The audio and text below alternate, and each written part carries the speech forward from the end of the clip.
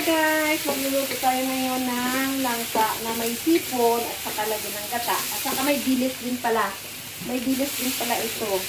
Tapos ilagyan ko ito ng cooking wine para makuha yung lansa niya. Ito, cooking wine. Kahit anong cooking wine. Beautiful. At saka Chef, ito yung ninakaw na langka. sa tabi ng daan. I-ano lang natin ito guys. Patuyuin konti para Sarap na nga. masarap. Ang bango. Yan. Ng tubig. Isa pa. Sumanda mo. Dalawang mangkok. Dalawang malaking mangkok ang nilagay nating tubig. Para maluto hanggang lumambot yung Langka na ninakaw.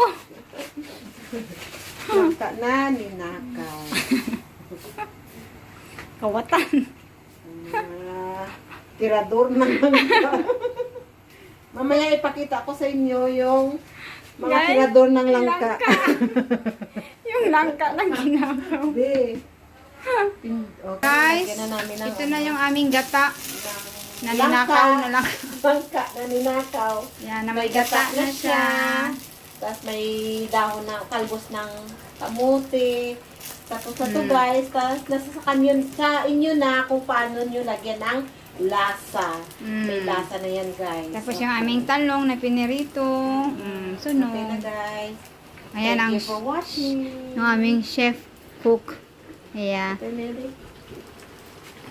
Yummy, yummy, yum, yum, yum, yum, yum, yum, yum, yum. Tikman muna natin yung lasa. Marap pa dito. Sayang yung chef cook ko. Mapaso baba mo. Lasang Pinoy talaga. Okay na?